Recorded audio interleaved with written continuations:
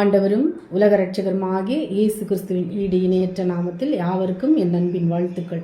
நிலையில்லா இவ்வுலகில் நிம்மதி இழந்து வேதனையோடு ஆறுதலை தேடி அநேகர் வாழ்கிற இந்நாட்களில் நம்மை ஆறுதல் படுத்தி அணைக்கக்கூடியவர் ஒருவர் உண்டு. அவர்தான் நம் இயேசு. குடும்பத்தில் ஏற்பட்டுள்ள அநேக பிரச்சனைகளினால் பாதிக்கப்பட்டு என்னை யார் தேற்றுவார், யார் என்னை ஆறுதல் படுத்துவார் என்று வேதனையோடு காணப்படுகிறீர்களா?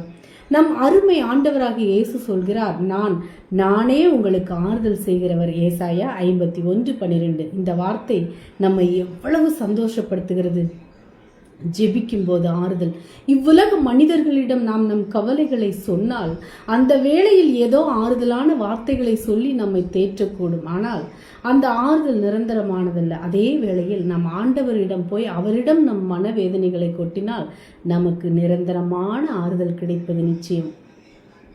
வேதத்திலே அன்னாளுக்கு பிள்ளை இல்லாதிருந்தது. அவளது உறவு பெண்மணி அவளை மிகவும் நிந்தித்து அவமானப்படுத்தி வேதனைப்படுத்தினாள். அவளுடைய புருஷன் எவ்வளவுதான் அவளை ஆறுதல் படுத்தினாலும் அவளால் ஆறுதல் அடையவே முடியவில்லை. அவள் செய்த ஒரு காரியம் என்ன தெரியுமா? தேவனுடைய ஆலயத்துக்கு சென்று கர்த்தருடைய சந்நிதியில் தன் இருதயத்தில் இருந்த வேதனையை கொட்டினாள். அவள் நிரந்தரமான ஆறுதலை தேவனிடமிருந்து பெற்றுக்கொண்டாள்.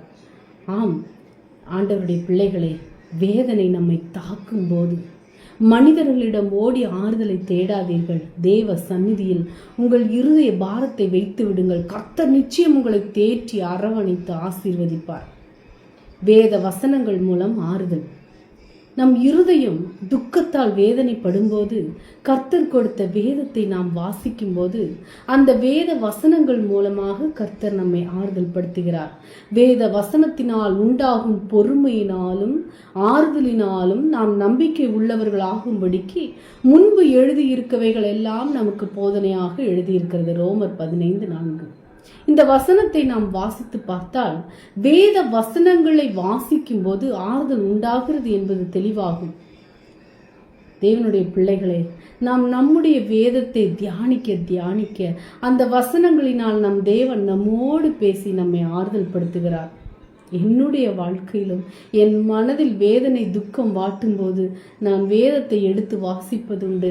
அந்நேரங்களிலெல்லாம் நம் அருமை தேவன் தம்முடைய வாக்குத்தத்தங்களால் என்னை ஆறுதல் படுத்தி என் வேதனைகளை எல்லாம் மாற்றுவார்.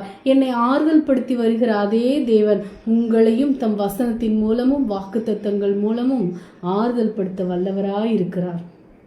பரிசுத்த ஆவியால் உண்டாகும் ஆறுதல். பரியாச உதடுகளினாலும் அந்நிய பாஷையினாலும் இந்த ஜனத்தோடே பேசுவார். இதுவே நீங்கள் இளைத்தவனை இளைப்பார பண்ணத்தக்க இளைப்பாறுதல், இதுவே ஆறுதல் என்று அவர்களோடே அவர் சொன்னாலும் கேட்க மாட்டோம் என்கிறார்கள். ஏசாயா 28:11-12. வேதனை பாரத்தோடு வாழ்ந்து கொண்டிருக்கிற அருமையான சகோதரனே, சகோதரியே, பரிசுத்த ஆவியால் நிரம்பி அந்நிய பாஷையிலே தேவனை துதிக்க தொடங்குங்கள். நீங்கள் ஆவியிலே நிரம்ப பரிசுத்த ஆவியானவர் இறங்கி வருவார். அளவில்லாத தேவ பிரசன்னம் உங்களை மூடும்.